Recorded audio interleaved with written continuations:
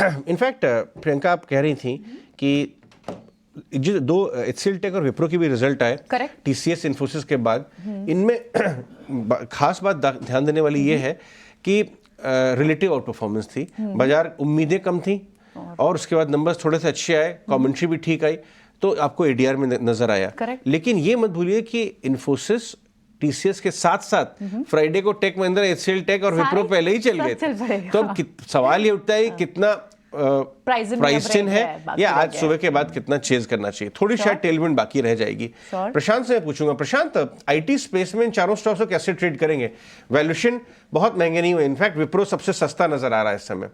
उम्मीदें कम थी बाजार की, थोड़ा सा जैसे कहते हैं ना कि वर्स्ट जो है वो बैड हुआ है, बट वो डिग्री ऑफ चेंज इतनी है कि भयंकर शॉर्ट कवरिंग फ्राइडे को भी दी, शायद आज भी एक्शन होगा। आप कैसे ट्रेड करेंगे स्पेस को? तो अजय जी, सबसे पहले डिस्क्लेमर दूंगा, विप्रो में मेरी पर्सनल पोजीशंस भी है, तो यहाँ पे एक गैप है 470 470। ये अगर 470 75 के ऊपर क्लोज हो जाए तो मेरी राय ये है कि ये बहुत कंफर्टेबली 500 530 तक के लेवल्स दिखा सकता है ओवरऑल। बट आईटी क्षेत्र में अगर आप देखो तो कम से कम पिछले 4 महीनों से मैं एक ही स्टॉक रेकमेंड किए जा रहा हूँ, वो होगा बिरला सॉफ्ट।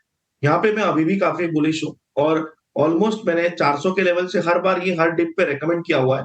अभी इसकी प्राइस 785 चल रही है और अगर हम देखें अभी भी यहाँ पे कोई डिप आए तो इसको बाय करना चाहिए। जब तक ये स्टॉक 750 स्पॉट के ऊपर ट्रेड कर रहा है क्लोजिंग बेसिस, मुझे लग रहा है ये next leg of up move जो होनी चाहिए करीबन 840 850 के लिए तैयार होना है।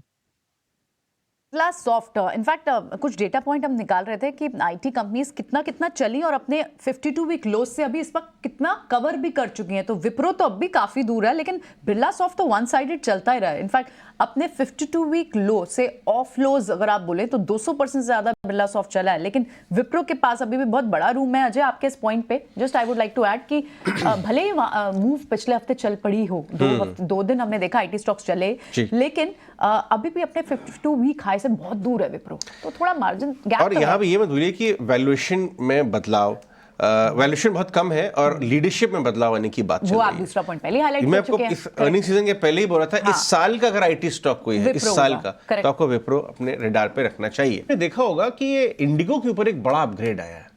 इनफैक्ट 2700-2800 रुपए तक के टारगेट्स आना शुरू हो गए इंडिगो में, और ऐसा भी नहीं है कि स्टॉक चला नहीं है। 3100 पे खड़ा हुआ है, 2200 चला है 2-3 महीने में, वन साइडेड। जी हाँ, टेलविंड्स हैं काफ़ी ज़्यादा। स्ट्रक्चर क्या बता रहा है, चार्ट स्ट्रक्चर क्या कहता है इसका? यहाँ से भी बाय है, या अगर नीचे से लेके बैठे हैं तो कहाँ पे स्टॉप लॉस लगा के ट्रेल करेंगे?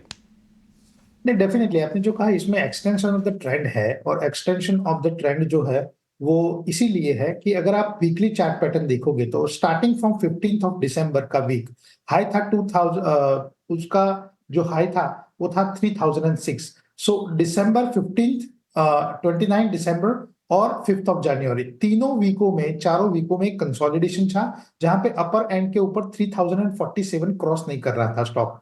लास्ट वीक का जो क्लोज है वो 3072 है, तो जो रेजिस्टेंस था उसको क्लियर किया, not only that but also with volume clear किया। तो डेफिनेटली अगर लोअर एंड के ऊपर आपको एक स्टॉप लॉस लगाना है तो 2917 का जो लो था लास्ट टू लास्ट वीक का, वहां पे स्टॉप लॉस लगा के आप ट्रेड को कैरी कर सकते हैं। लेकिन मेरे हिसाब से यहाँ पे एक्सटेंशन ऑफ ट्रेंड है और बहुत ही जल्द स्टॉप जो है वो 3200 से लेके 3300 तक की जो ट्रेजरी है वो क्लियर करेगा। तो मेरे हिसाब से डेफिनेटली 3072 के ऊपर बाय है, और अगर आप 3072 के ऊपर बाय करते हो तो भी स्टॉप लॉस 2917 ही रहेगा, और ऊपर में आपका टारगेट 3250 और 3300 रहेगा।